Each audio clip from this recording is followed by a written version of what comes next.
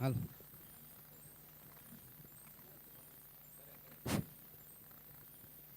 હાલો આજની શિવપુરાણની કથાની શરૂઆત પૂર્વે વક્તાનું સ્વાગત કરવા માટે આજના મુખ્ય યજમાન એવા અશોકભાઈ ગોંડલિયા વક્તાનું સન્માન કરવા માટે પધારશે. આ બાજુથી આવી જાય અશોકભાઈ, આ બાજુ તમે નીચે બેઠા. અશોકભાઈ ગોંડલિયા હાર લઈ વક્તાને પહેરાવાનું આપો હાર.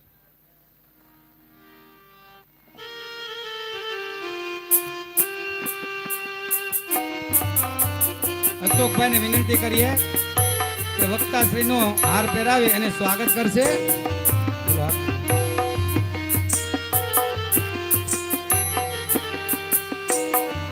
દિનેશભાઈ પારખને પણ વિનંતી કરું કે અહીંયા આવી અને વક્તાશ્રીને હાર પહેરાવશે. ભદ્રેશભાઈ શાહ અને હરેશભાઈ ચાવડા આ ત્રણેયને વિનંતી કરું છું અહીંયા આવી અને વક્તાશ્રીનું સન્માન કરશો.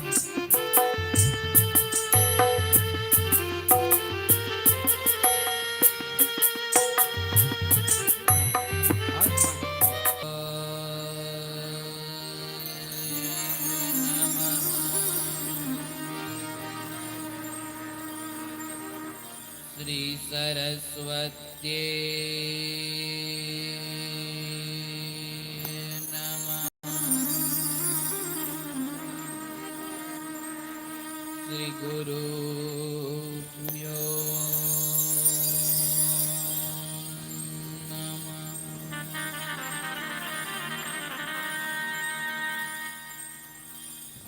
पापो हत बुद्धिना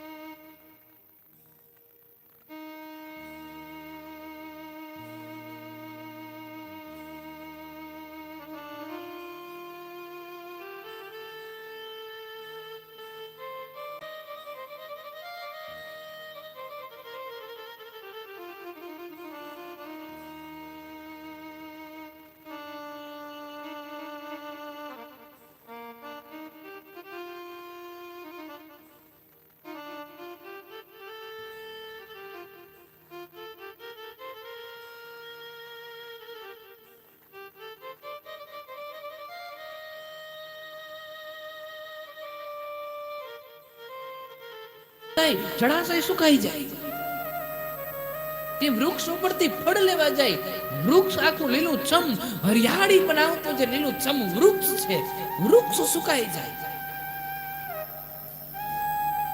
પિતૃઓ ક્યારેય પાણી સાથે નથી પીતા, હાથે નથી પી શકતા. એટલે આપણા પિતૃને આપણે જ પાણી પાવું જોઈએ. અને ક્યાંક શાસ્ત્રમાં વાંચેલું છે, મેમરી થોડીક વધારે થઈ ગઈ એટલે બહુ યાદ નથી ક્યાં આવ્યું છે, પણ શાસ્ત્રમાં ક્યાંક વાંચેલું છે અથવા તો સાંભળેલું છે જે હોય, પણ ગંગાજીમાં જ્યારે આપણે નાવા જાય ને ત્યારે ટુવાલ નો લઈ જાય. આ અંગ ઉપર જે પાણીની બુંદો હોય છે, આ શરીરની જે રૂવાટીઓ હોય છે, રૂવાટીઓને જે કાણાઓ હોય છે, એ કાણાઓ દ્વારા આપણા કહેવાય છે કે પિતૃઓ પાણી પીતા હોય છે. એટલે શરીરમાં ક્યારે ટુવાલ નો લઈ જવો જોઈએ. આપણે ગંગાજીમાંથી સ્નાન કરી કાંઠે આવીને થોડી વાર પીએ ને શરીરને એમને સુકાવા દઈએ. કહેવાય છે કે આ શરીર ઉપર જે પાણી હોય છે ને એ પાણી પિતૃઓ પીતા હોય છે.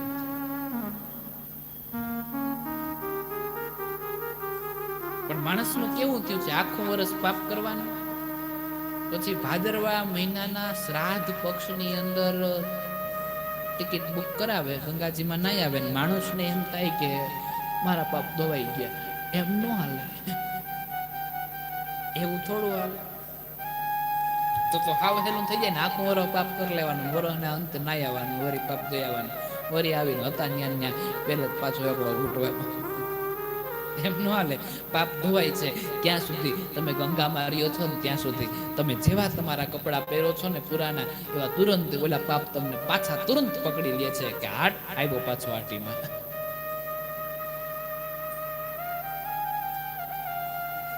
અથવા તો એ પાપ તમે ધોઈ શકો છો, પણ ક્યારે તમે મનથી એવા દ્રઢ બનો અને નિશ્ચય પામો છો કે એ માં ગંગા, આજ તારી સાક્ષી હું તારામાં સ્નાન કરું છું અને મારા જે કાંઈ પણ પાપો છે બધા અહીંયા છોડીને જાઉં છું, તારી પવિત્રતા હું મારામાં ધારણ કરીને જાઉં છું.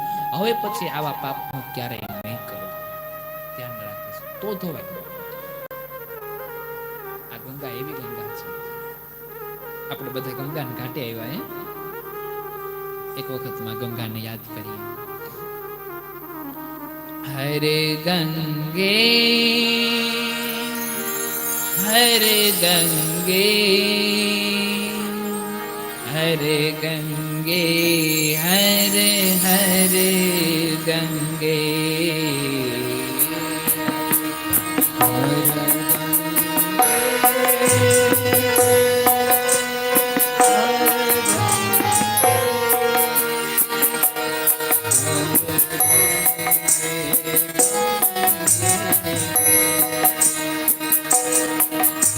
हरे गंगे हरे गंगे हरे गंगे हरे हरे गंगे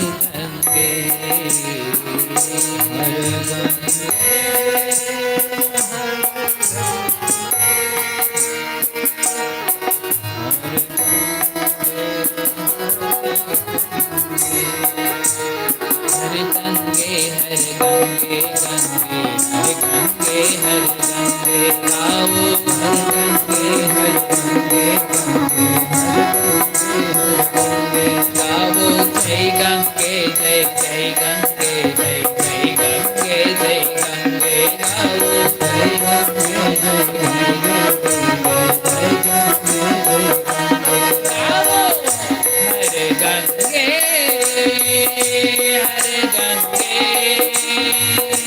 हरे गंगे हरे हरे गंगे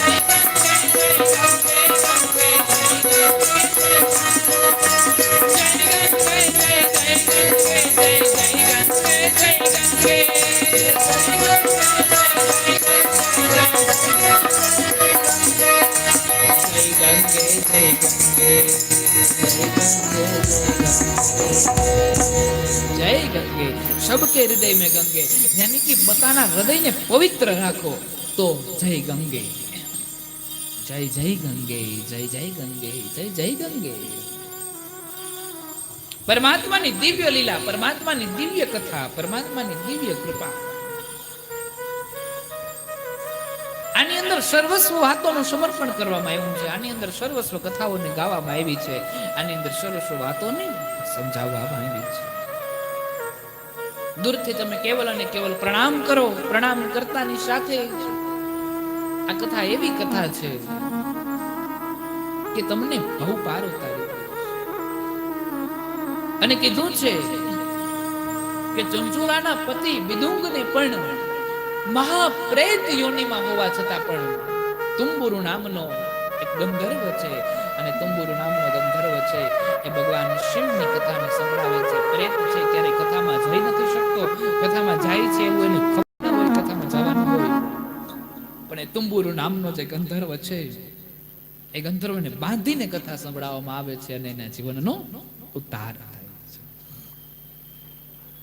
ભાગવતમાં પેલું કીધું છે કે પેલી વાંસની લાકડી મૂકવામાં આવે છે પછી વાંસનો પેલી જે ગાંઠ હોય ગાંઠ ફાટે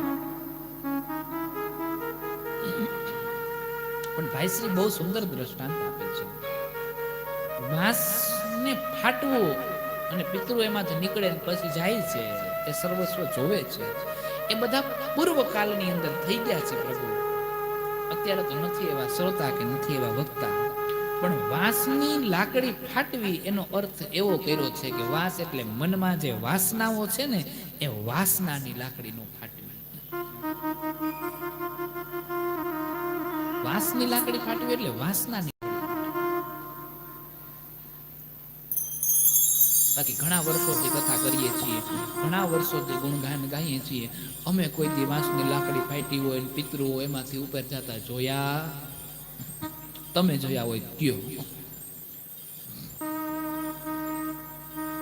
પણ મનની અંદર જે વાસનાઓ છે એ વાસનાની લાકડી પરમાત્મા પ્રત્યેનો પ્રેમ જ્યારે આપણી જીદ પ્રમાણે સામેવાળાને પ્રેમ કરીએ છીએ ત્યારે એ પ્રેમ નથી એ વાસના છે અને સામેવાળાની જીદ પ્રમાણે પ્રેમ થાય છે ને તો જ એ પ્રેમ પ્રેમ છે કૃષ્ણને રૂક્ષ્મણી પત્ર લખીને પછી છેલ્લે અંતે એવું કહી દે છે કે હું તમને ચાહું છું મેં તમને પતિ તરીકે ધારણ કર્યા છે હવે તમારી સ્વતંત્રતા તમને છૂટ છે જો તમે લેવા આવો તો જ તમને વરું નહીતર બીજાને તો નહીં જ વરું તમારા તરફથી તમે એકદમ સ્વતંત્ર છો એમ ભગવાન તમે કોઈ વ્યક્તિને જ્યારે પ્રેમ કરો છો ત્યારે સામેવાળો વ્યક્તિ તમને પ્રેમ કરે છે કે નહીં એના માટે તમારે એને મજબૂર નથી કરવાનું તમે એને પ્રેમ કરો છો, બસ તો પ્રેમ. એની પાસે તમે માયગા રાખો તો વાસના. પેલું થાય ને કે તે મને બર્થડે વિશ નો કર્યો, તે મને ફલાણું ભૂલી ગયો, તમારું ઢીકડું ભૂલી ગયો. વિશ એટલે ઝેર થાય.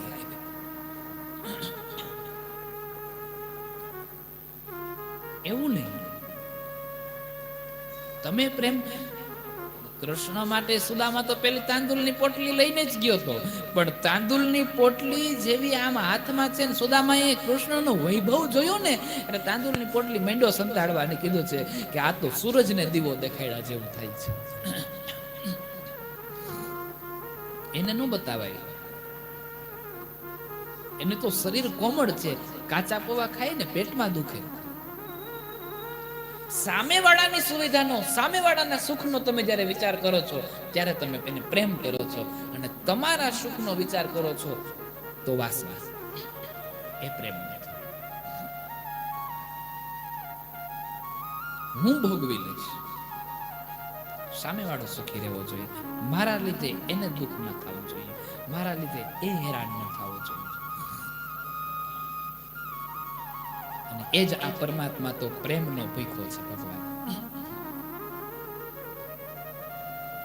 તો કથાને સાંભળવાથી અનેકો પુણ્ય મળે, કથાને સાંભળવાથી અનેક જ રીતે ઉગરી શકાય. અનેક વાતોને કીધી છે. ચુંચુલાની પ્રાર્થનાથી તુંબુર નામનો ગંધર્વ છે એ જાય છે, શિવ મહાપુરાણ કથા કરે છે, અને ચુંચુલાના પતિ જે બિદુંગ છે એ બિદુંગનો ઉદ્ધાર થાય છે અને શિવ ચરણને પ્રાપ્ત થાય છે. એ બાદ શિવ મહાપુરાણની જે કથા છે એ કથાના શ્રવણ વિધિનો મહિમા સમજાવ્યો છે. શ્રવણ વિધિ એટલે આપણે સૌ જે કંઈ પણ કરી ચૂક્યા છીએ એના માટે કીધું છે. અને એ શા માટે કીધું છે કે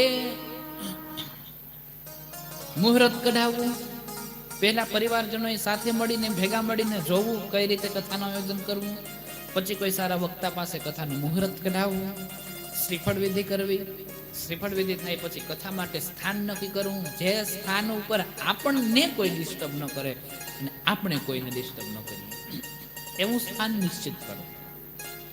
એનો એક દાખલો આપી દઉં. દાખલા તરીકે સ્કૂલની બાજુમાં આપણે કથા કરવા ગયા હોય તો અંદર પેલા બાળકો છે એકડે એક બગડે બે કરતા હોય ને આપણે અહીંથી સાઉન્ડમાં મોટા મોટા અવાજે કીર્તન ગાતા હોય, ન તો એ ભણી શકે ન આપણે કથા કરી શકીએ. શાક માર્કેટમાં કથા રાખી હોય તો ત્યાં કેવો ડેકારો બોલતો હોય, નું અહીંયા કથા, અને એમાંય પાછો બેનોનો જીવ એટલે 5 કિલો રીંગણા મળતા હોય તો દોડી દોડી પેલા રીંગણા લઈ.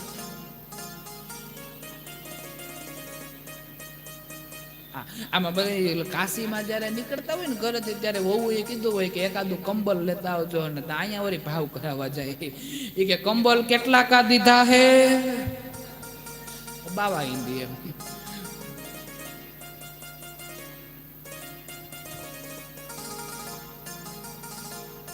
પછી ઓલા ભાઈ એમ કે કંબલ 150 નું લીધું છે. એ કે ના 150, હિન્દીમાં 150 કહેવાય ને, કંબલ 150 કા દીધા હે કે એમ, કંબલ 150 કા દીધા. આ બેન પાછા 150 એટલે 150 થાય એ ખબર ન હોય પાછી. 150 ને હિન્દીમાં 150 જ કહેવાય. ગુજરાતીમાં બેન શું કહેવાય? એ કે 150 ને 1.5 દેવું હોય ને તો લેવું છે. એ બધું એકનું એક થયું.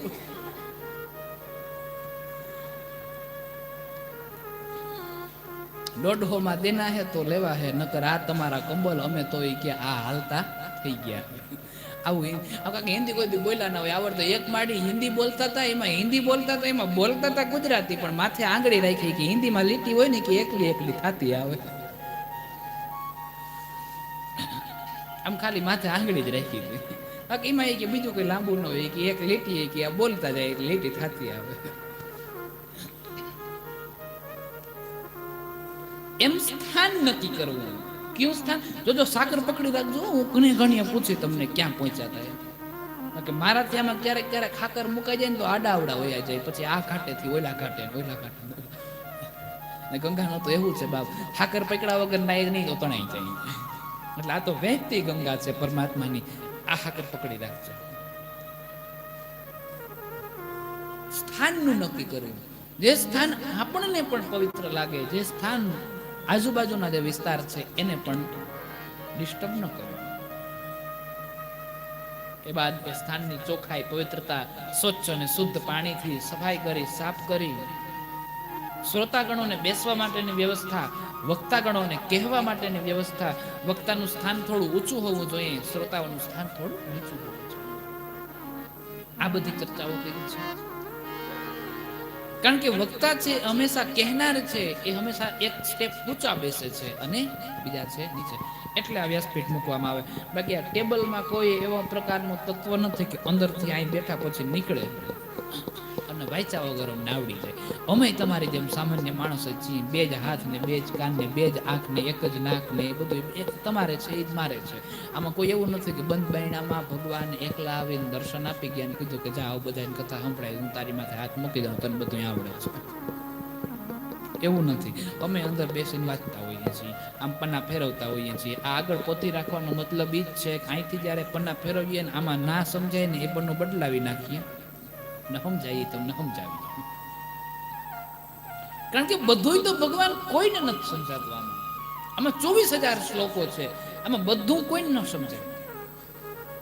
અને આ બધું સમજવા જાય ને તો હાથ ભાવ લાગે, એક ભાવમાં પૂરવી ન થાય. આનો કેવલ અને કેવલ એક શ્લોક સમજી જાય તો પણ બેડો પાર થઈ જાય. એ સ્થાનને પવિત્ર કરવું, મંડપની રચના કરવી, પંચાયત પૂજાનું સ્થાપન કરવું. પંચાયત પૂજામાં કોણ આવે છે? શિવ, માતા પાર્વતી, ગણપતિજી, ભગવાન વિષ્ણુ અને સૂર્યનારાયણ. શિવ છે એ કલ્યાણના દેવ છે. માં પાર્વતી એટલે કે આપણા કુળદેવી. ગણપતિ એટલે વિઘ્નહર્તા દેવ. વિષ્ણુ એટલે એનું વિશાળતા, જે ક્ષેત્રમાં તમે છો એ તમને એ ક્ષેત્રની અંદર વિશાળતા પ્રાપ્ત કરાવે. અને સૂર્યનારાયણ જે ઉગતાની સાથે આ ધરતી ઉપર પ્રકાશ પ્રાપ્ત કરે છે. અર્થ એવો થાય છે કે માનવ તો બધામાં સારું દર્શન કરજે. એટલા માટે પંચાયત પૂજાનું સ્થાપન કરવું. નવગ્રહ દેવી દેવતાઓને આવાહિત કરવા જોઈએ, બોલાવવા જોઈએ. નવગ્રહ દેવી દેવતાઓને આવાહિત કરી બોલાવી અને પછી એની પૂજા કરવી જોઈએ. યજમાન દ્વારા વક્તાની પૂજા કરવામાં આવે. સંગીત અને વાદ્યની સાથે આ કથા કરવી જોઈએ. કારણ કે સંગીત અને વાદ્ય મારા મહાદેવને અતિ પ્રિય છે. એટલે સાજિંદાઓની સાથે આ કથા કરવી જોઈએ એવું આ પુરાણની અંદર સ્પષ્ટ શબ્દોમાં લખ્યું છે. કારણ કે સાજિંદાઓ જે છે, સંગીત જે છે એ મહાદેવને પ્રિય છે. જે વ્યક્તિ એમ કહેતો હોય કે મારે મહાદેવ મને બહુ પ્રિય છે, હું મહાદેવની ભક્તિ કરું છું, જો એને સંગીત પ્રત્યે પ્રીતિ ન હોય તો એ મહાદેવનો ભક્ત નથી. કારણ કે સંગીત મહાદેવને અતિ પ્રિય છે. સંગીતકારોને બેસવાની વ્યવસ્થાઓ કરવી જોઈએ. કથા મંડપ સુંદર બનાવવો જોઈએ. પછી લોકો સુધી અવાજ પહોંચી શકે એટલે સાઉન્ડની વ્યવસ્થાઓ કરવી જોઈએ. એ વગેરેની ચર્ચાઓ કરી છે. શ્રવણ કરવાની વિધિ બતાવી છે. શ્રવણ કરવાની વિધિ એટલે કે જે વ્યક્તિ છે કથાને શ્રવણ કરવું છે એને એના જીવનમાં પહેલા તો ગુરુ ધારણ કરેલા હોવા જોઈએ. જો ગુરુ ધારણ કરેલા ન હોય તો કથા કહેનાર જે વક્તા છે એ વક્તાને પોતાના ગુરુ સમજી અને એની પાસેથી શિષ્ય પણ સ્વીકારી લેવું જોઈએ અને એની પાસેથી ગુરુ મંત્ર લઈ અને પછી કથાને શ્રવણ કરવી જોઈએ. વક્તા મગજમાં ન ઉતરે તો ભગવાન મહાદેવને ગુરુ ધારણ કરી અને ગુરુ મંત્ર તરીકે ઓમ નમઃ શિવાય જેવો મંત્રને ધારણ કરી લેવો જોઈએ. મહાદેવથી મોટો ગુરુ આ જગતમાં બીજો કોણ હોય?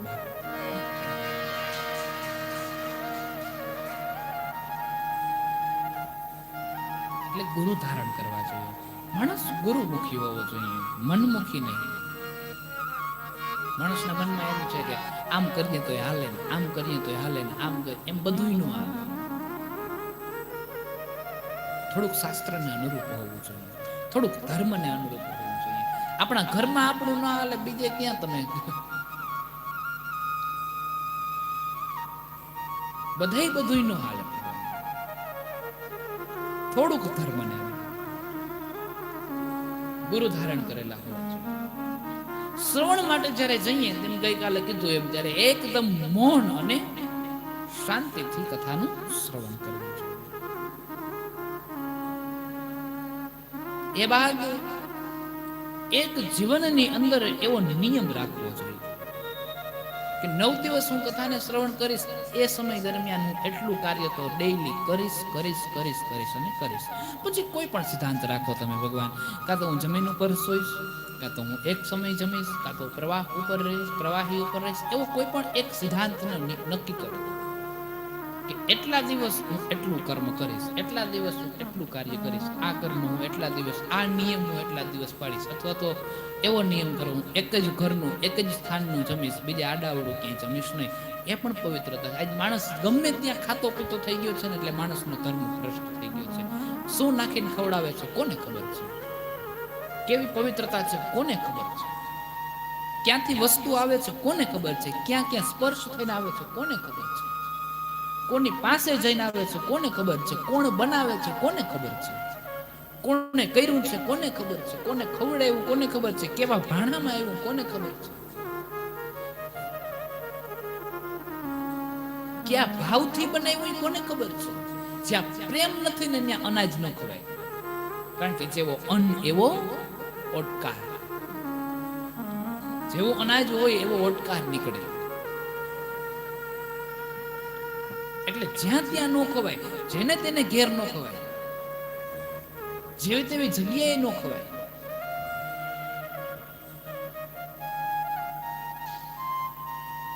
પેલા એ ઘરનું વાતાવરણ જવો, ભક્તિમય વાતાવરણ છે તો એને ઘેર જમવાનું. ભોજન તો જ્યાં ત્યાં ન લેવાય. જે ઘરમાં પરમાત્માનું ભજન થતું હોય, જે ઘરમાં ઈશ્વરનું ભજન થતું હોય, જે ઘરમાં પરમાત્માના નામની 2 માળા થતી હોય, એ ઘરમાં જ ભગવાન ભોજન લેવું. જે તે ઘરની અંદર જ્યાં ધર્મ નથી ત્યાંનું ભોજન ન લેવું, એ ભોજન ન લેવું.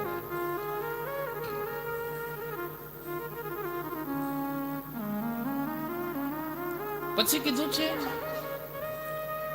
કે બને ત્યાં સુધી ઉપવાસ કરી અને પછી કથાને સાંભળો. એટલે કે કેવલ અને કેવલ જડ ઉપર એકેય સમય નહીં જમવાનું. પણ જો એમ ન કરી શકો તો દૂધ પી અને કથાનું શ્રવણ કરો.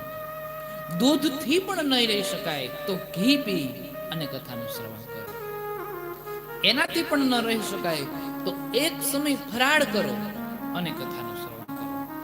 એથી પણ ન રહી શકાય તો એક સમય એકટાણું કરો અને કથાનું શ્રવણ કરો. એમ પણ ન થાય તો એક સમય ફરાળ અને એક સમય એકટાણું, એ રીતે કથાનું શ્રવણ કરો. એ રીતે પણ ન થઈ શકે તો વેદવ્યાસજીએ ત્યાં સુધી કીધું છે કે શરીરના ધર્મને નીચો પાડે અથવા તો કથા સાંભળવામાં વિઘ્ન ઉત્પન્ન કરે એવો ઉપવાસ કરવાની કોઈ જરૂર નથી. શરીરનો ધર્મ પેલો કરો તો 3 ટાણા જમીન પછી કથાનું શ્રવણ. 1 ટાણા કરીએ પણ કેવા ટાણા? તો કે 3 ટાણાના 1 ટાણા.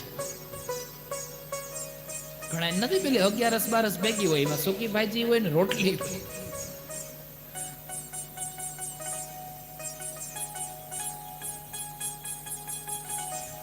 એક ભાઈ બિચારા 11 રહ્યા, ક્યારે જીવનમાં 11, એમાં એક બી કથા સાંભળવા ગયા અને એમાં એક ગોરબાપાએ વળી કે આ કથા વાંચનાર વખતે કીધું હશે કે 11 રહેવી જોઈએ. એમાં એને લાગી ગયું ને 11 રહ્યા. એટલે ઘરે જઈને કીધું કે 11 રહ્યા છો ને એટલે મારી માટે સૂકી ભાજી કરજો. એને બિચારાને થેપલા બહુ ભાવે. થેપલા તો આવશે ને આવશે, હાથે દીમાં 1 વાર તો થેપલા આવશે જ. એમાં એને બિચારાને થેપલા બહુ ભાવે. એટલે ઘરના બહેનો તો હોશિયાર બહુ હોય, એટલે એને શું વિચાર્યું કે એના માટે સૂકી ભાજી કરીએ તો પછી અમારી માટે સૂકી ભાજી કરી નાખીએ. અમે કે થેપલા બનાવ, અમે થેપલા ને સૂકી ભાજી ખાઈ લે, હું એકલા ખાલી સૂકી ભાજી ખાઈ લે. તો આ થેપલા લઈને બેઠા ને ઓલો બિચારો સૂકી ભાજી લઈને બેઠો ને આને થેપલા બહુ ભાવે ને અંદરથી ઉભરો ઉપડો. ઓહો કે મારા હાટું થેપલા. અને તેથી શું કે ખબર, અમે જદી 11 રહીએ ત્યાં તમારે થેપલા ને એવું બધું કરવું. પણ તો તુંય ખાઈ લે, તને ખોટ ના પાડે છે.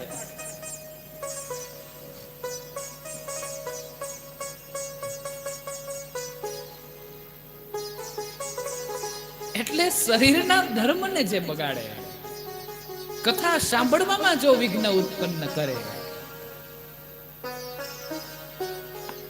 તો એ ઉપવાસ પણ ન કરવો જોઈએ, જમીને કથા સાંભળવી.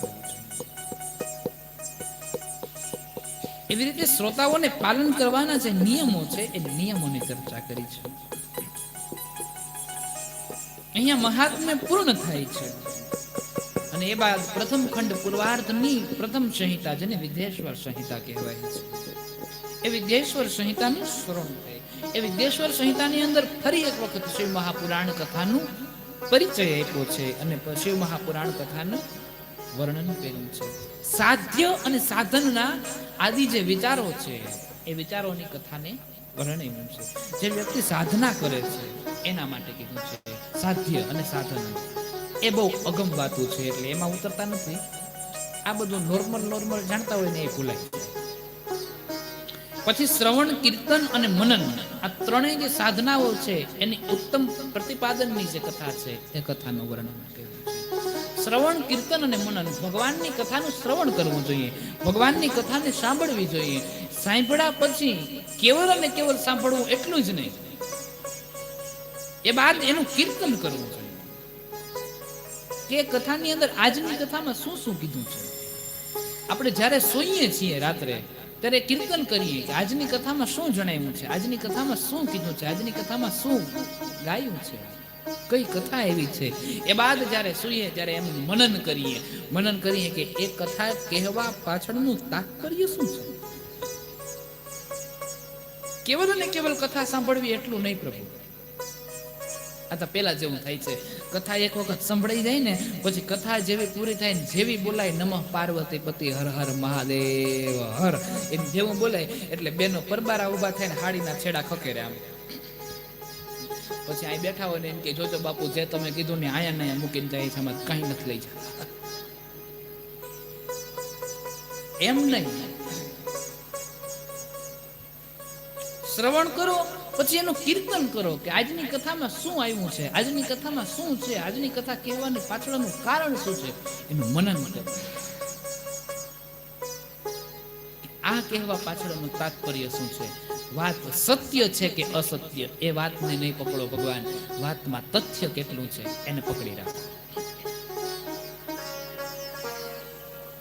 આવી પવિત્ર કથાને વર્ણવી છે, આવી પવિત્ર વાતને સમજાવી છે.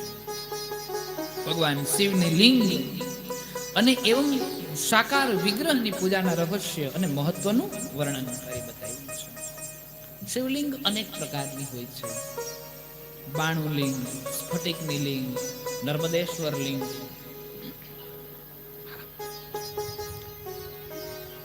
આરતીનો સમય છે, 5 મિનિટ આપણે આરતીમાં ધ્યાન દેશું. પણ ગંગાજી જાય છે, હાકર પકડી રાખવાની છે, ક્યાં પહોંચાય યાદ કરજો, હું પૂછી.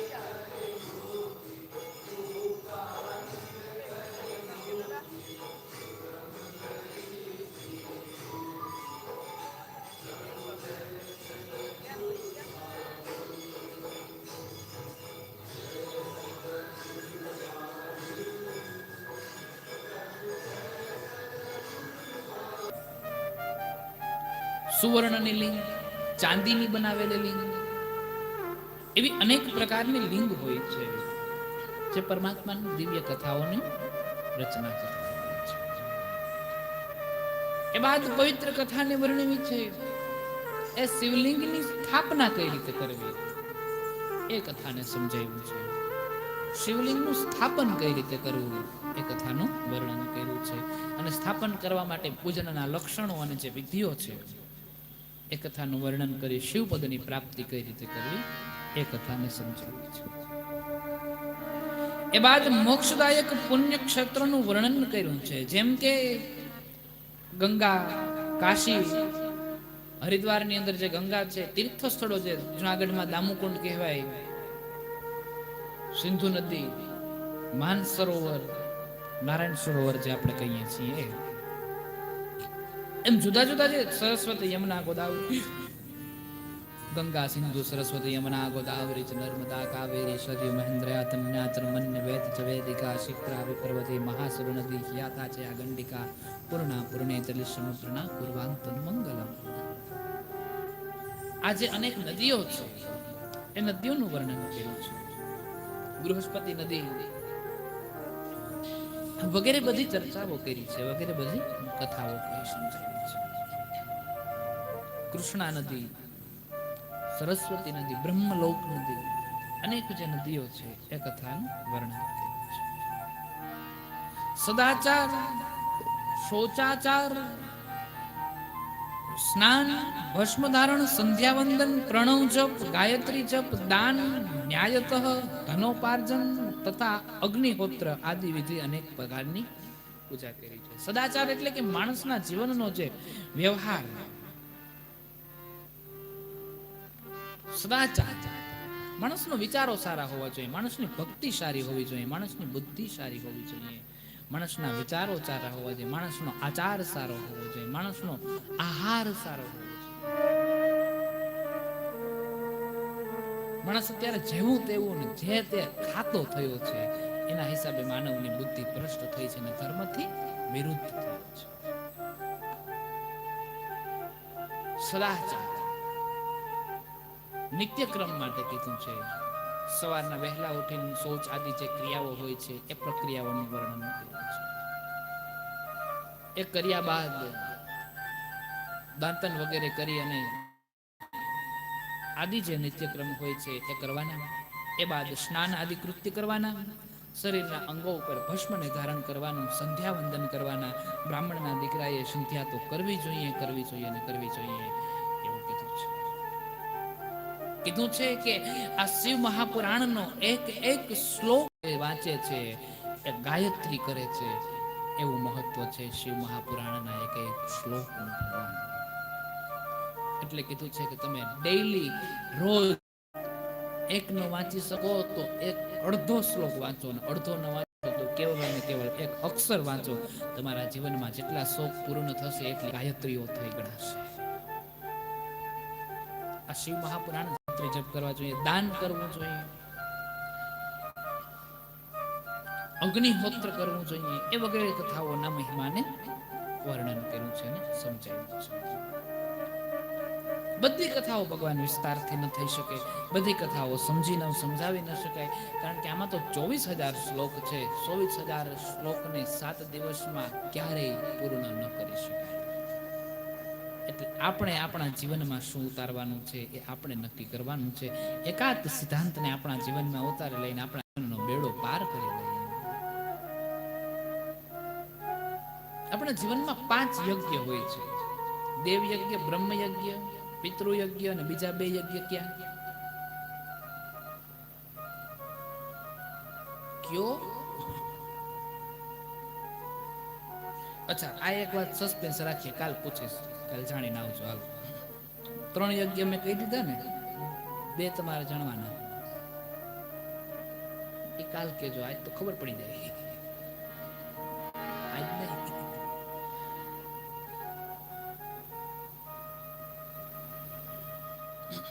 એટલે દેવ યજ્ઞ, બ્રહ્મ યજ્ઞ આદિનું વર્ણન કરી અને 7 વારોમાં શિવની પૂજા કરવી જોઈએ. એ ક્રમશઃ 7 વારોની કઈ રીતે શિવની પૂજા થાય એ કથાનું વર્ણન કર્યું છે. સોમવાર, મંગળવાર, બુધવાર, ગુરુવાર કાળા તલ ચડાવવા, સફેદ તલ ચડાવવા એ કથાઓનું વર્ણન કર્યું છે. આકડાના પુષ્પ જ્યારે મહાદેવને ચડાવવામાં આવે છે ત્યારે આપણા શત્રુઓ છે એ આપણાથી દૂર થાય છે, અને શત્રુઓ છે એ આપણા જે શત્રુઓથી જે એનાથી આપણે દુઃખી છીએ એનાથી આપણને છૂટતા મળે છે. એટલે કે શત્રુઓ આપણાથી ભાગે છે, આપણાથી હારે છે. આકડાનું પુષ્પ મહાદેવ, આકડો ચડે છે મહાદેવને. હું પછી તુલસી પણ મહાદેવને ચડે. જે વ્યક્તિ એમ કહેતા હોય કે તુલસી ન ચડે, નહીં, આ પુરાણની અંદર કીધું છે તુલસી મહાદેવને ચડે. અને તુલસી ભુક્તિ મુક્તિ, ભુક્તિ અને મુક્તિ આ બંને દેનાર છે. તુલસીનું જે પત્ર છે ને એ હંમેશા સીધું ચડે, બિલ્વનું જે પત્ર છે હંમેશા ઉલટું ચડે.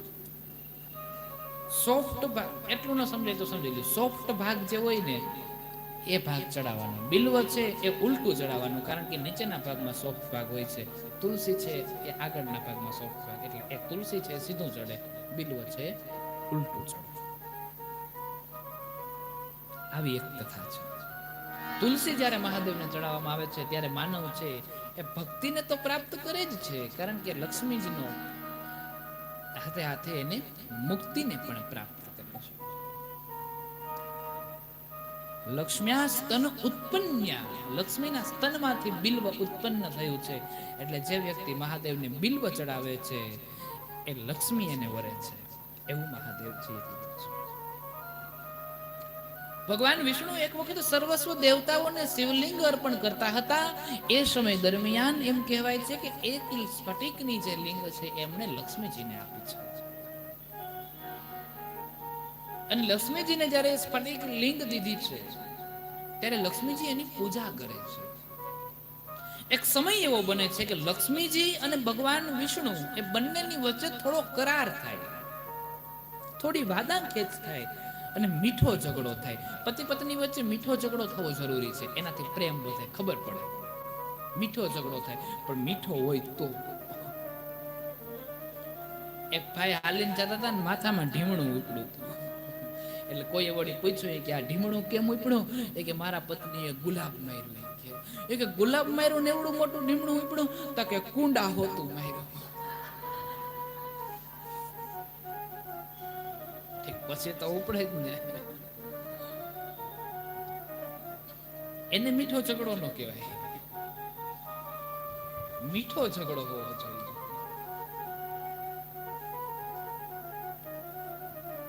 પતિ પત્ની વચ્ચે જયારે મીઠો ઝઘડો થાય છે ને ત્યારે એમાં પ્રેમ વધે છે. લક્ષ્મીજી રિસાઈ અને પિતાને ઘેર વયા ગયા. બેનોનો આ સ્વભાવ, કઈ પણ થાય એટલે સીધા સુટકેસ ભરે ને હું તો મારા બાપને ઘેર આ વહેલી.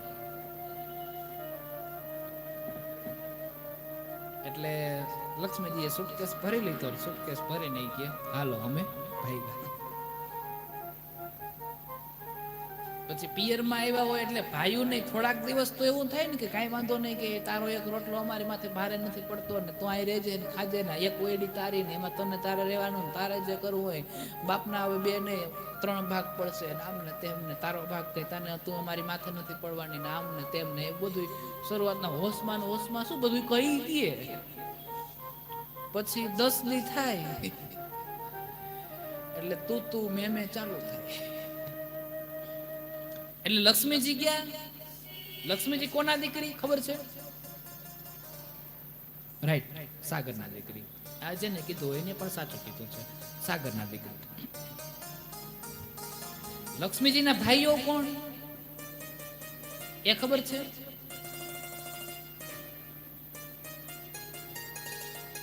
ધનતેરસ ની પૂજા નથી કરતા? ધન્વંતરી ને બધા લક્ષ્મીના ભાઈઓ. એટલે ગયા એટલે એના ભાઈઓ એમ કીધું કઈ વાંધો ને બેન આવતી રહે, તું તારા અહીંયા રહેજે ને આમ ને તેમ ને. પછી ઓલું નણંદ ભજાઈનું જે હોય એ બધું આપ સૌ જાણો છો, એટલે તમને ખબર જ હોય કે કહેવાની જરૂર નથી. એટલે લક્ષ્મીજીને ને એમના ભાઈના પત્ની એમને વચ્ચે થોડા વિવાદ થયા. એટલે ભાઈએ કીધું કે બેન તું મહેમાન થઈને આવી છે, મહેમાન થઈને ને ઘરના વિવાદોમાં શું કામ પડે છે, એને જેમ કરવું હશે એમ એને રીતે કરી લેશું. ટૂંકમાં આજે ઓલું ટૂંકમાં તમે સમજી ગયા હું થયું હોય. હા બસ તો તમને સમજાવવા આવ્યું છે.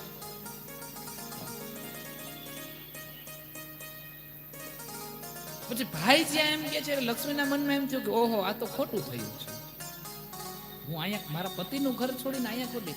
બહેનોનો એક સ્વભાવ છે, સાસરામાં ક્યારે એના પતિ વિશે ખરાબ ન સાંભળી શકે, સાસરામાં ક્યારે એના પિયર વિશે ખરાબ ન સાંભળી શકે, અને પિયરમાં ક્યારે એના સાસરા વિશે ખરાબ ન સાંભળી શકે. સાસરામાં જ્યારે એમ કહેવાતું હોય ને કે તારા ભાઈઓ તો બોલતા નથી ને આમ ને તેમ, એટલે એ શું કે ખબર, બેન એમ કે એ એનું એ જોઈ લે છે, તમે તમારું કરો.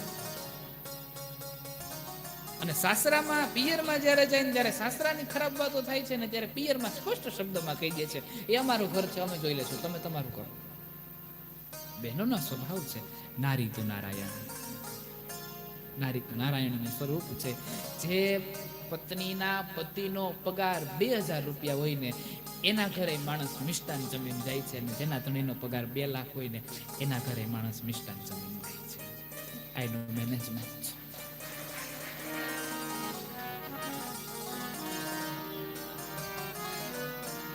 2000 નો પગારદાર વ્યક્તિ હોય ને એ પત્ની પણ એના દીકરાઓને દિવાળીએ ફટાકડા નવા કપડા લઈ દે છે. પેલો તો ના પાડી દે છે, પપ્પા તો કહે છે કે મારી પાસે પૈસા નથી.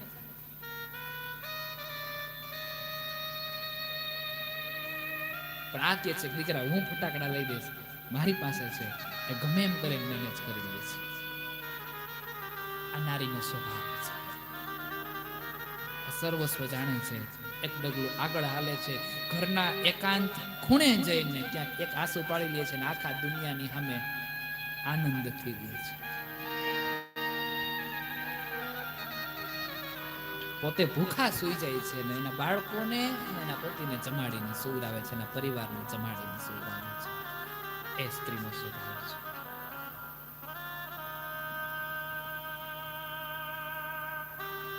સત્ય હોય છે ત્યારે સાસરાના પક્ષમાં હોય છે ત્યારે પિયરનું નથી સાંભળતી, પિયરના પક્ષમાં હોય છે ત્યારે સાસરાનું નથી સાંભળતી.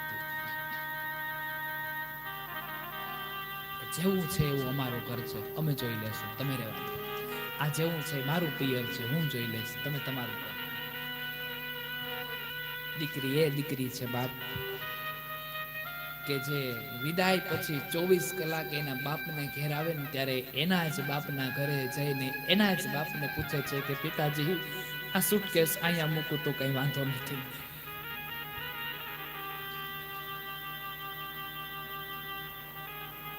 દીકરી એ પાત્ર છે ભગવાન કે અમીર ઘરમાંથી દીકરી ગરીબ ઘરમાં સાસરે જઈને રસોડામાં એક ખૂણે જઈને એની માને જઈને કહેતી હોય કે માં તમારે જેમ એકારે 5 મેળ્યું છે ને એમ અમારે 2 મેળ્યું છે, પણ માં એ મેળીમાં રહી બહુ છે.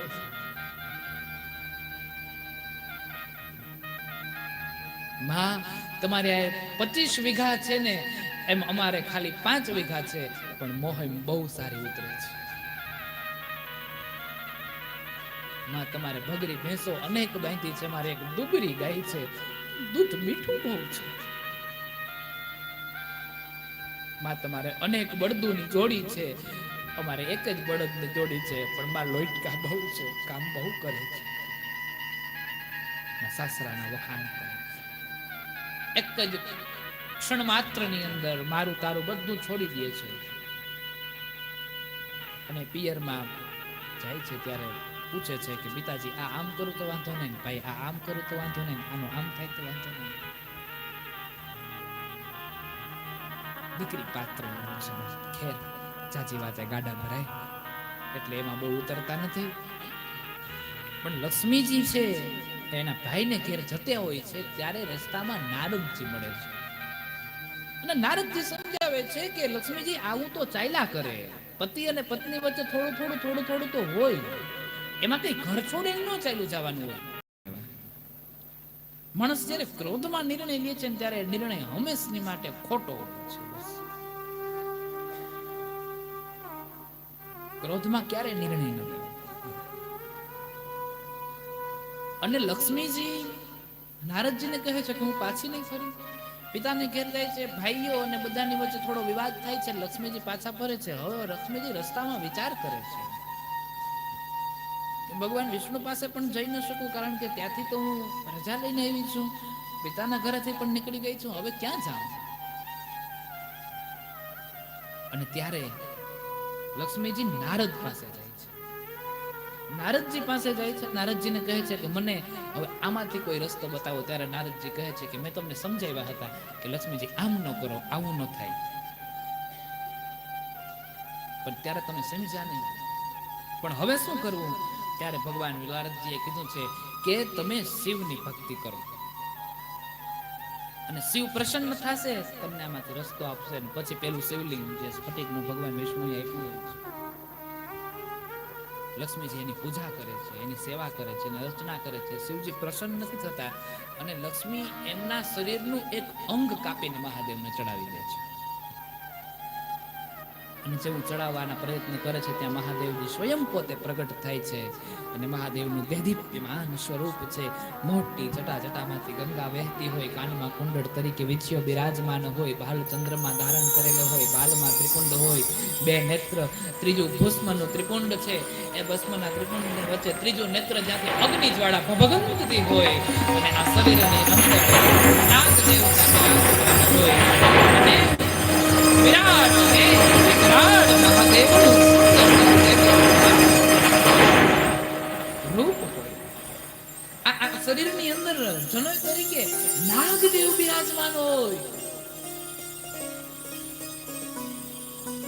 અને મહાદેવજી પ્રસન્ન થાય છે. લક્ષ્મીને વરદાન માંગવા કહે છે.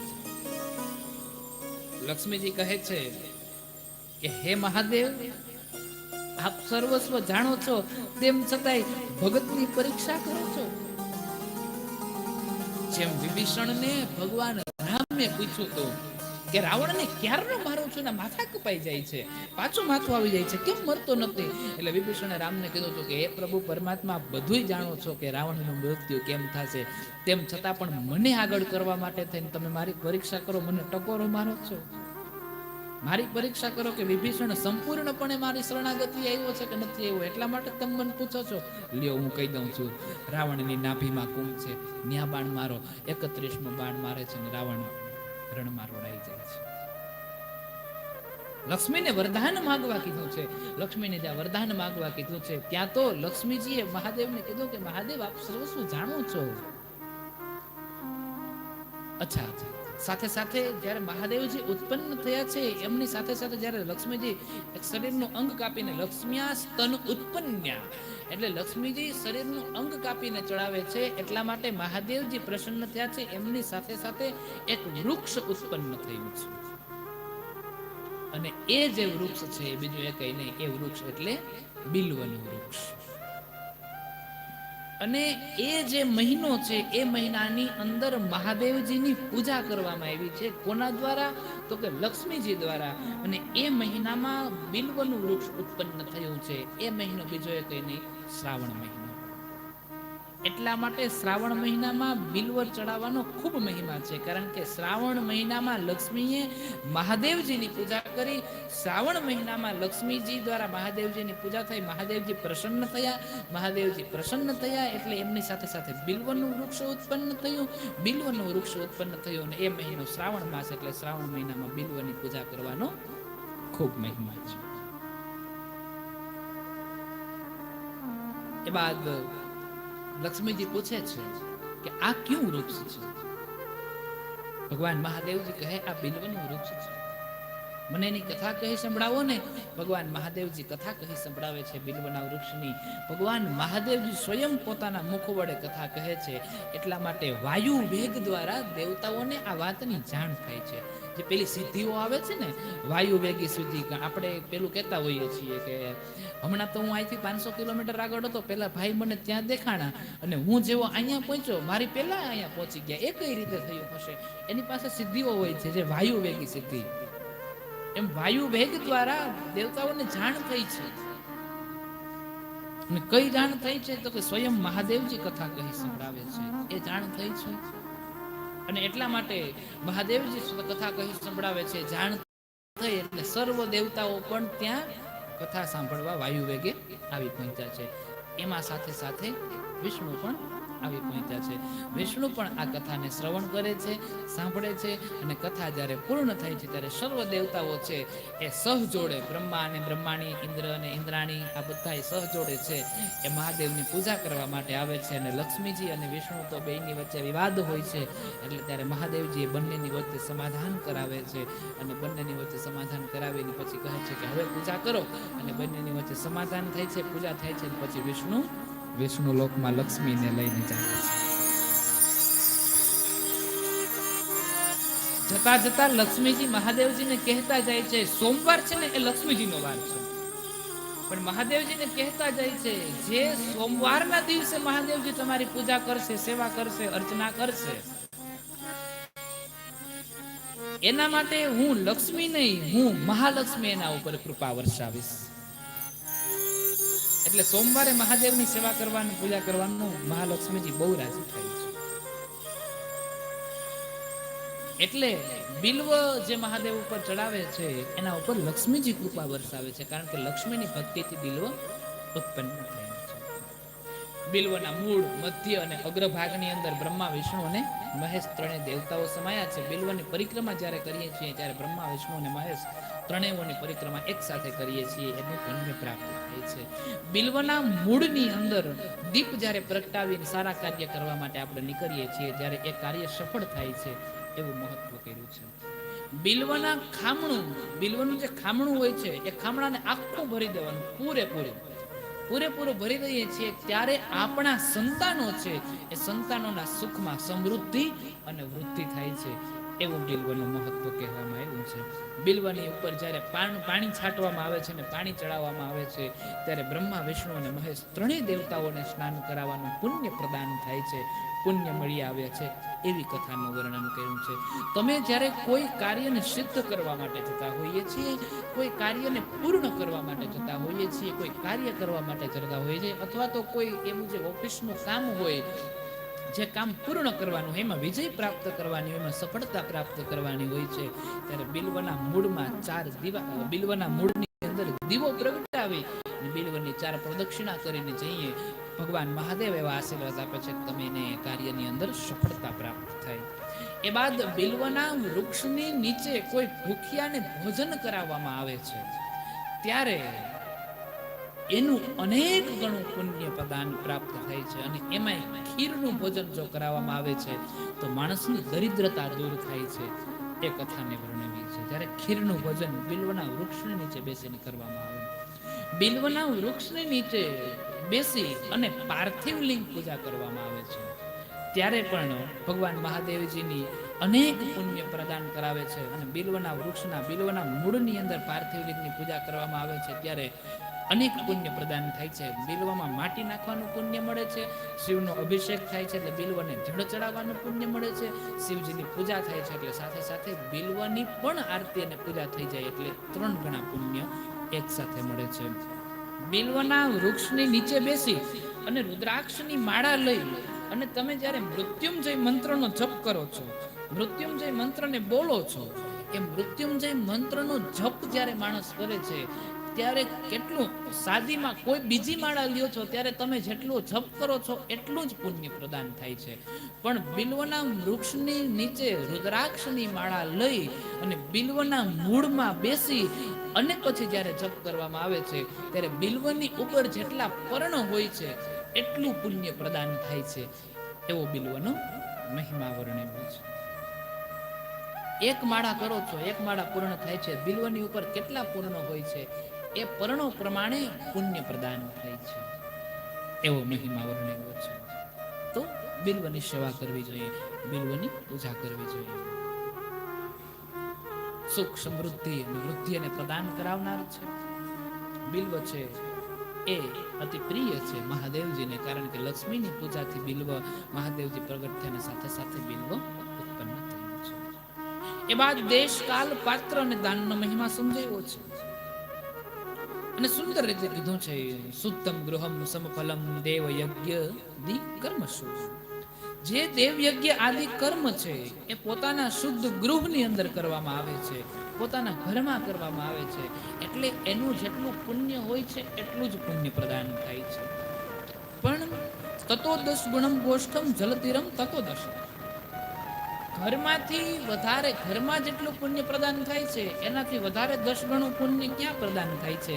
ગોષ્ઠમ, જ્યાં ગાયો બાંધવામાં આવે છે, ગૌશાળા. અને ગૌશાળામાં જે તમે દેવયજ્ઞ કરો છો ને જે પુણ્ય પ્રદાન થાય છે એનાથી 10 ગણું પુણ્ય પ્રદાન થાય છે જલ તીર, કે જ્યાં પાણી, જળનું જે તીર, જ્યાં પાણી વહેતું હોય, નદી વહેતી હોય એ સ્થાન પર કરો છો ત્યારે.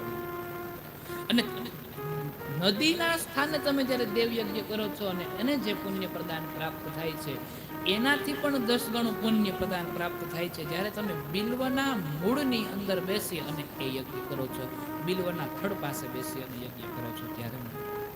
તેનાથી પણ બિલ્વના થડમાં બેસીને જે પુણ્ય પ્રદાન થાય છે તેનાથી 10 ગણું પુણ્ય પ્રદાન કરવું હોય તો કોઈ દેવાલયની અંદર જાઓ. આ દેવાલય કહેવાય, અત્યારે આપણે બેઠા છીએ, આ દેવાલય કહેવાય.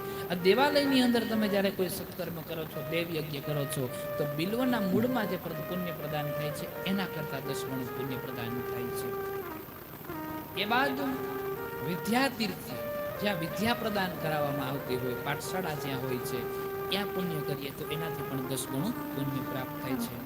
અને એમનો સપ્તગંગાનું જે તીર્થ બતાવ્યું છે, ગંગા, ગોદાવરી, કાવેરી, તામ્રપર્ણી, સિંધુ, સરયુ અને નર્મદા, આ 7 જે નદીઓ છે એ નદીના કિનારે જ્યારે તમે કરો છો ત્યારે દેવાલય અને વિદ્યાલયમાં જે પુણ્ય પ્રદાન મેળવ્યું હોય છે એના કરતાં પણ 10 ગણું પુણ્ય પ્રદાન પ્રાપ્ત થાય છે.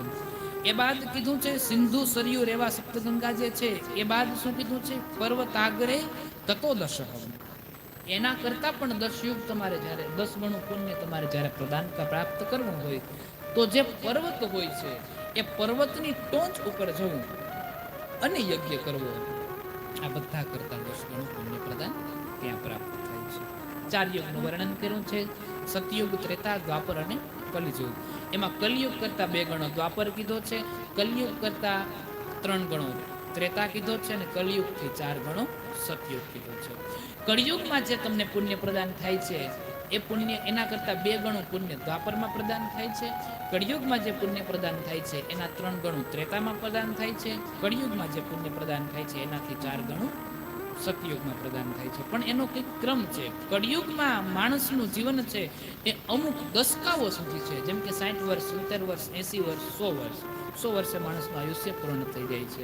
જ્યારે દ્વાપર છે એમાં માણસનું આયુષ્ય અમુક 100 વર્ષ સુધી છે. 100, 200, 300, 400, 500, 600, 700, 800, 900, 1000 માણસનું આયુષ્ય પૂર્ણ થઈ જાય છે.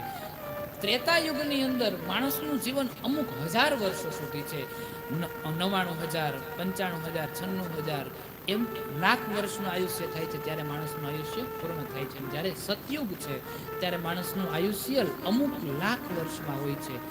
5 લાખ, 10 લાખ, 6 લાખ એવા વર્ષો સુધી માણસ જીવતો આવે છે. એવી કથાને વર્ણવી છે. જે જાંબુવંત છે, જ્યારે 100 યોજન દરિયો ફેંકવાનો થયો રાવણને સામે પાર જવા માટે, ત્યારે જાંબુવંતને કીધું હતું કે તમે દરિયો ફેંકો. ત્યારે જાંબુવંતે એમ કીધું કે હું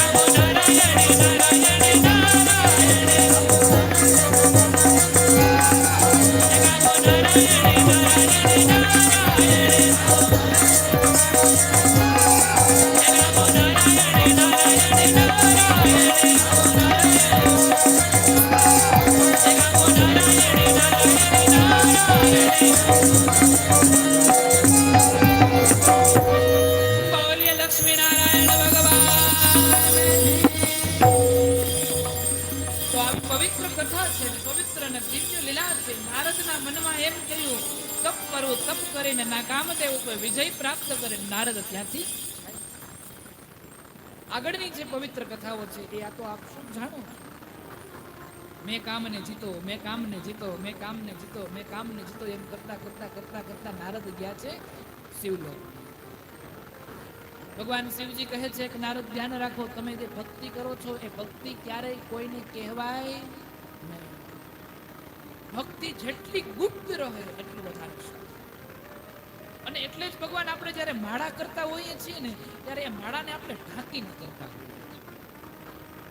ભોજન જેટલું ગુપ્ત રહે એટલું સારું, ભક્તિ જેટલી ગુપ્ત રહે. આપણા સાધુઓમાં એક કહેવત છે કે અન્ન, ધન ને આબરૂ, આ ત્રણ વસ્તુ ઢાંકીને રાખીને સારું.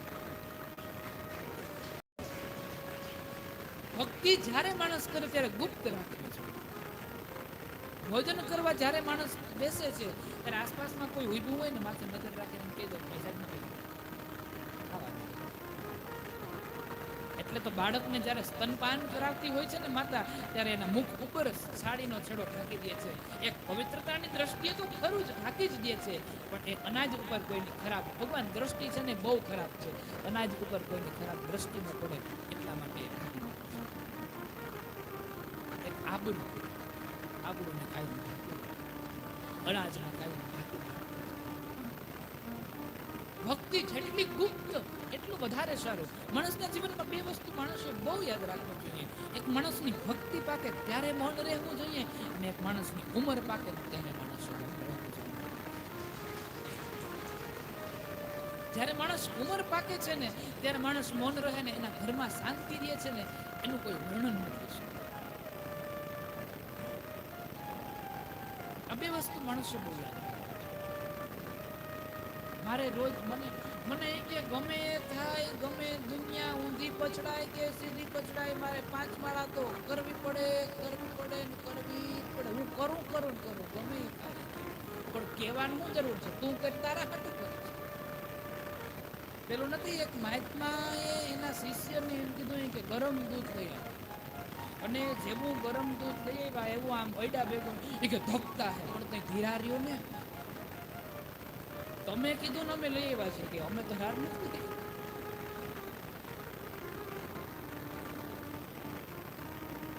એમ નહીં,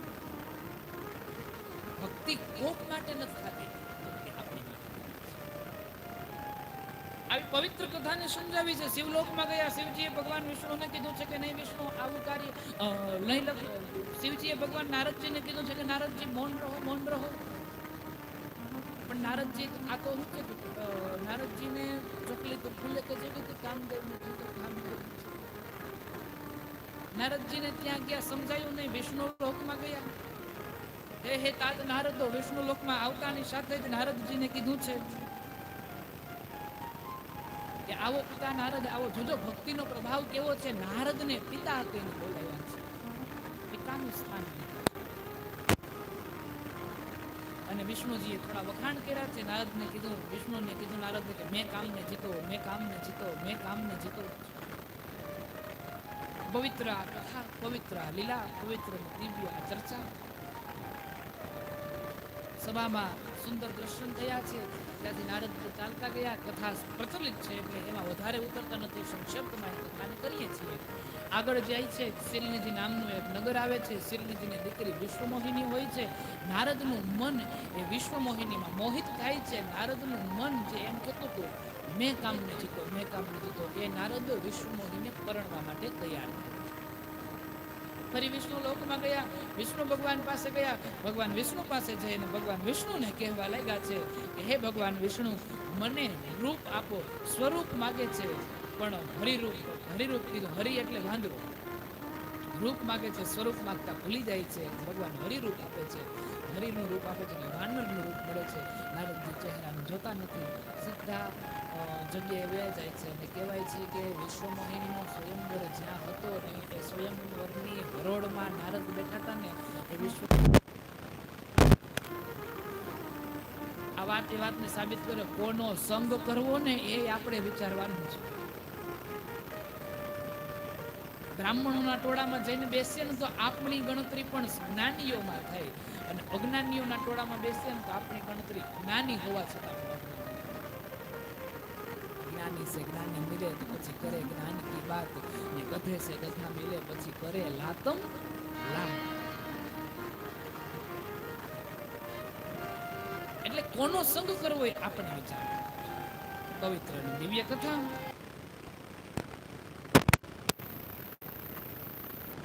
પાણીમાં પોતાનો ચહેરો ખબર પડ્યા તો વાનરનું રૂપ છે, વિષ્ણુ લોકમાં ગયા, અતિ ક્રોધિત થયા છે. એ સભામાં અનેક શિવના ગણો હોય છે, એનાથી હાસ્ય થઈ જાય છે. નારદ એને શ્રાપ આપી દે છે કે રાક્ષસ યોનિમાં જાઓ. રાવણ, કુંભકર્ણ વગેરે બધા એના ગણો છે એ શ્રાપમાં પડે છે અને રાક્ષસ યોનિમાં જાય છે. ભગવાન વિષ્ણુ પાસે જાય છે અને શ્રાપ આપતા કહે છે, નારાયણમાંથી નર બનો, નારી વિયોગને સહન કરો. નારી વિયોગને જ્યારે સહન કરશો ત્યારે આ જગતમાં તમને માનવ કોઈ મદદ નહીં કરે, કેવળ અને કેવળ વાંદરાઓ મદદ કરશે. રામ અવતાર ધારણ થાય છે, સીતાનો વિયોગ થાય અને હનુમાનજી તરીકે ભગવાન રામની મદદ કરે છે. આ એક પવિત્ર કથા છે. પછી તો નારદનો ક્રોધ શાંત થયો. નારદના મનમાં એમ થયું કે મને તો ખોટો ક્રોધ આવી ગયો, તો ખોટો શ્રાપ દેવાઈ ગયો. પછી પશ્ચાતાપ થયો, પણ અબ પશ્ચાવત ક્યાં જબ ચિડિયા ચૂક ગઈ ખેત. હવે પછતાવાથી ફાયદો શું? ભગવાન વિષ્ણુ પાસે જાય છે. ભગવાન વિષ્ણુ છે એને કહે છે કે નારદજીને મને પશ્ચાતાપ થયો, મારામાંથી બહાર નીકળવું છે. અને ત્યારે ભગવાન વિષ્ણુ એને 6 માર્ગ બતાવે છે. એ 6 માર્ગની ચર્ચા આપણે વિસ્તારથી આવતીકાલે કરશું. પણ આગળની જે કથા છે એ કથાને આપણે સાંભળીએ. ભગવાન નારદજી છે, એક નારદજી છે એ બ્રહ્માજી પાસે શિવ મહાપુરાણ કથા સાંભળવા માટે જાય છે. અને શિવ મહાપુરાણ કથા સાંભળવા માટે જાય છે. બ્રહ્માજી છે એને પ્રણામ કરીને નારદ કહે છે કે મારે શિવ મહાપુરાણની કથાનું શ્રવણ કરવું છે. પવિત્ર આ કથા છે, પવિત્ર સુંદર અને દૈદીપ્યમાન જે આ કથા છે એમાં ભગવાન બ્રહ્માજી કથાનું જ્યારે વર્ણન કરે છે, શરૂઆતમાં જ ભગવાન શિવ વિશે કહે છે કે હું તો સર્વસ્વ ભગવાન શિવ વિશે જાણતો નથી, અને કદાચ વિષ્ણુ પણ સર્વસ્વ ભગવાન શિવ વિશે નથી જાણતા, પણ હું જેટલું જાણું છું ને એટલું તમને કહી સંભળાવું છું.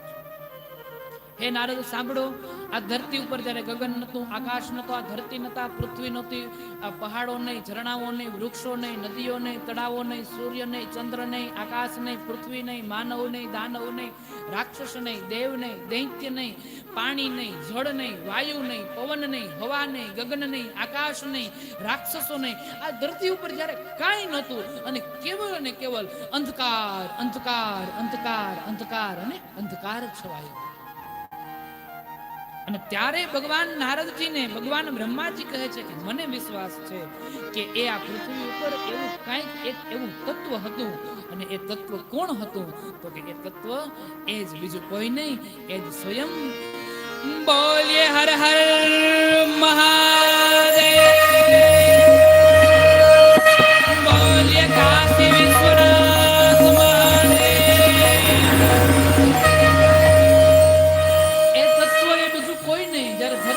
ગગન નહીં, ધરતી નહીં, આકાશ નહીં, નદી નહીં, જળ નહીં, તળાવ નહીં, ગગન નહીં, વૃક્ષો નહીં, ઝરણાઓ નહીં, માનવ નહીં, દાનવ નહીં, પશુ નહીં, પક્ષી નહીં, વાયુ નહીં, ગગન નહીં, શબ્દ નહીં, રૂપ નહીં, રસ, સ્પર્શ નહીં, ગંધ નહીં, કાંઈ ન હતું. ત્યારે કેવલ અને કેવલ અંધકાર હતો. અને એ અંધકારમાં ક્યાંક કંઈક હતું. નારદ કહે મને વિશ્વાસ છે, અને એ બીજું કંઈ ન, પણ કોણ હતું? મારા શિવ સ્વયં પોતે હતા. એ શિવ સ્વયં, એ શિવના સ્વરૂપનું વર્ણન કેમ છે? પરમ પુરુષ પરમાત્મા છે. એ શિવનું સ્વરૂપ કેવું છે? તો કે એના 5 મુખ છે, 5 મુખમાં 3 નેત્ર છે, જટામાં મોટી જટા છે, જટામાંથી ગંગા વહે છે, ભાલ ચંદ્રમાને ધારણ કર્યો છે, અંગમાં ભસ્મ બભૂતને લગાડી છે, વાઘાંબર પહેર્યા છે, નાગની જનોઈને ધારણ કર્યું છે, કાનમાં કુંડળ વિછીઓને ધારણ કર્યા છે. આવી પવિત્ર કથાનું ભગવાન શિવના મહાદેવના સુંદર રૂપનું વર્ણન.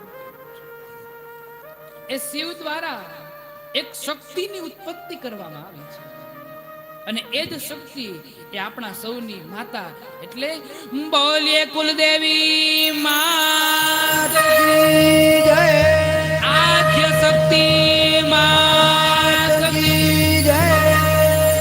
એ શિવ દ્વારા એક શક્તિની ઉત્પત્તિ કરવામાં આવી અને એ શક્તિનું સુંદર પ્રકારનું કમળ જેવા જેના નેત્ર છે, સુંદર દેદીપ્યમાન એની શોભા છે, સુંદર ઉત્તમ પ્રકારના આભૂષણોને ધારણ કર્યા છે, 10 ભુજાઓ જેની છે, માએ સુંદર પ્રકારના આભૂષણોને ધારણ કરી અને માએ હાથમાં ત્રિશૂલને ધારણ કર્યું છે, સુંદર જેના નેત્ર છે, જેનાથી કૃપા દ્રષ્ટિ વરસતી હોય, ભક્તોની કૃપા થતી હોય એવી મા કુળદેવીનું આપણે સૌ સ્મરણ કરીએ બાપ.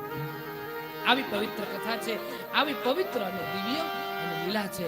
તો માં શક્તિનું પ્રાગટ્ય આ રીતે થયું, શિવનું પ્રાગટ્ય થયું, એ બાદ શક્તિનું પ્રાગટ્ય થયું છે અને શક્તિનું પ્રાગટ્ય થયું છે. આપણે એક વખત માં ભગવતીને યાદ કરી લઈએ. એ સાતિયા પુરાવો દ્વારે સાતિયા પુરાવો દ્વારે દીવડા પ્રગટાવો રાજ આજ મારા આંગણે પધારશે મા પાવા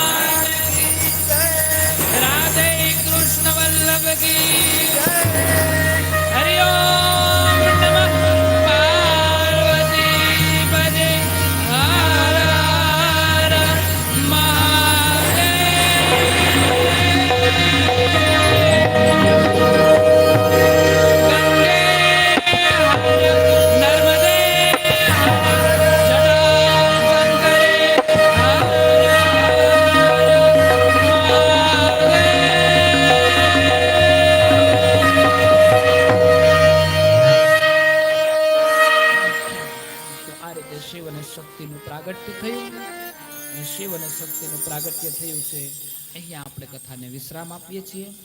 આવતીકાલે જે 6 માર્ગ ભગવાન વિષ્ણુએ નારદજીને બતાવ્યા છે એ કથાની ચર્ચા કરશું અને આગળની જે કથાઓ છે એ કથાનું આપણે વર્ણન કરશું. જેમાં આવતીકાલનો એક પ્રસંગ છે સતી પ્રાગટ્ય.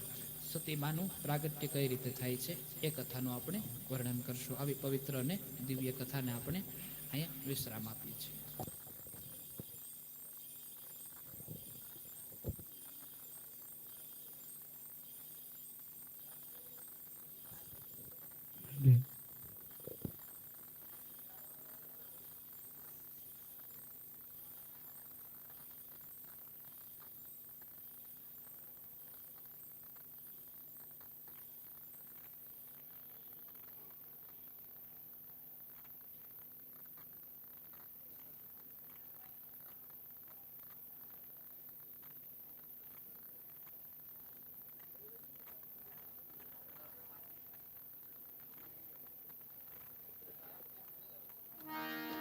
હેતુ કાળી ને કલ્યાણી રે માધવ